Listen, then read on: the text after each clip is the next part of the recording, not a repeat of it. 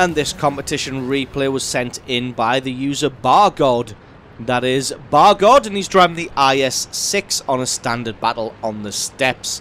IS-6 being a tier 8 heavy tank for the Russians.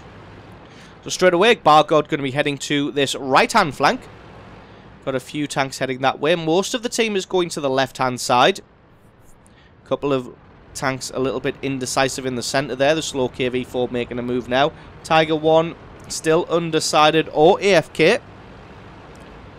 Bargod going to be the only other heavy tank making a move this way. In fact, now the only heavy tank making a move this way as the T-34 takes up a sniping position amongst the rocks. Got the backup of 2 decent medium tanks and a light tank here. Trying to focus in on this A-44, but he just gets away. Does find his counterpart IS-6 here. Trying to focus in on a spot that he can penetrate. And penetrate he does. Looks like he may have hit the turret ring there. And that IS-6 bails down onto the lower ground. That T-44 is going to have to get out of there as he's taking considerable damage. Bargod's up in the air on this elevated plateau there, so he's got to take cover as well. Enemy IS-6 has just fired, so he's going to try and steam over the top and get some damage onto him. Aiming in on the turret there. Bounces one shot from the left and one shot from the IS-6. Does take a couple of bits of damage there from other tanks. Doesn't quite have the gun depression to be able to hit the other IS-6. Well, the IS-6 got to focus on the guys coming from his right-hand side. Does have a shot at the Tiger P there, but that one didn't quite land. T-44 taking a little bit more fire.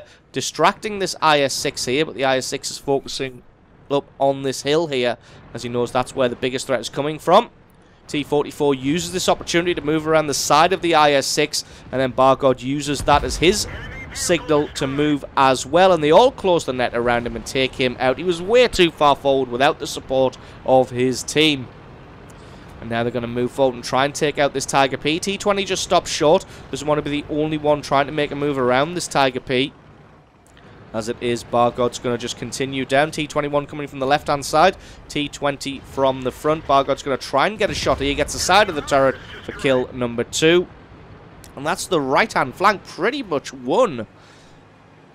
Left-hand flank is going okay for the Allies. It looks like a little bit of a stalemate at the moment. T-34 now also moving. A little bit of a bug with the replay file there. Every now and then the camera just detaches from the tank for no good reason.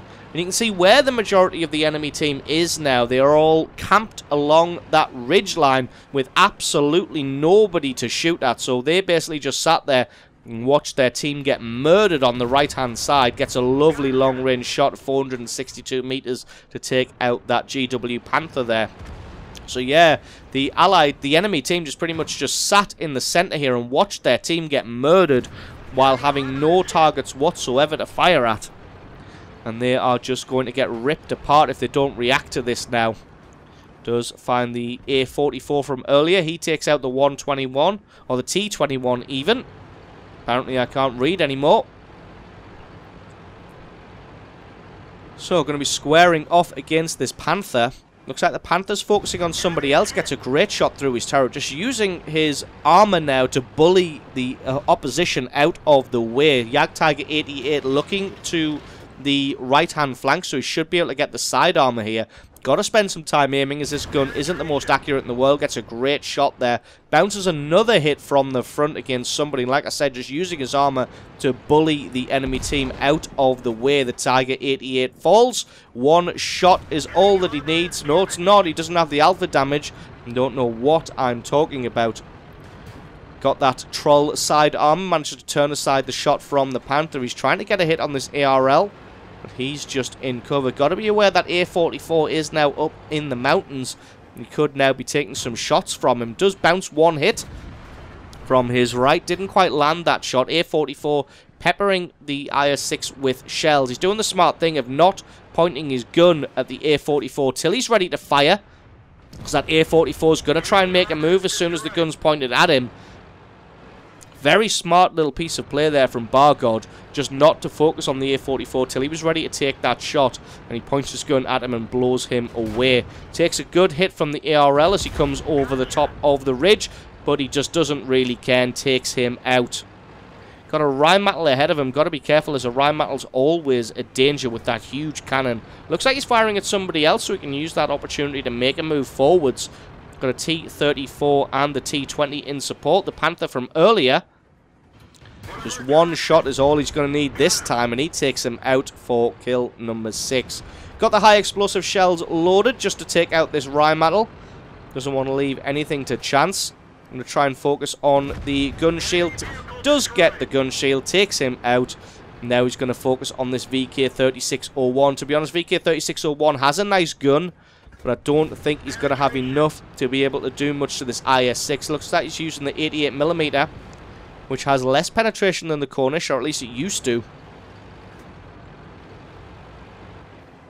And Bargod having a storming game so far. He's just absolutely wrecked the guys who were camping on the ridgeline. Came in from that right-hand side and just punched a hole through the side of the enemy formation and just had his way with them.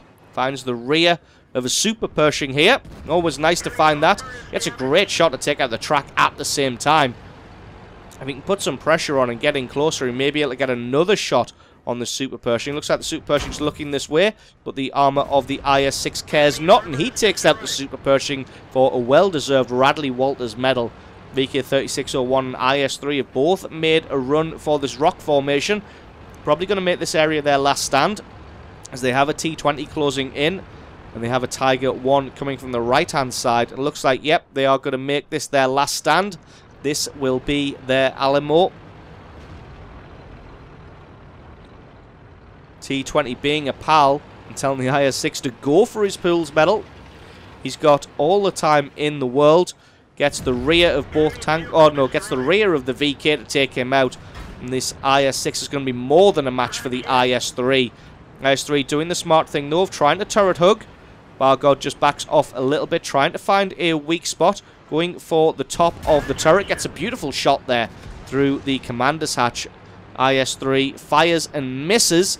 Maybe firing at the T-20 as he's a softer target. Bargod needs one more shot. Takes him out for kill number 10. Almost 6,000 points of damage. GG and the victory. Using his IS-6 as a blunt instrument. Using his armor to his advantage to just bully the enemy team and punch holes through their formations. It's awesome replay there from Bargod. Thank you very much for sending that one in.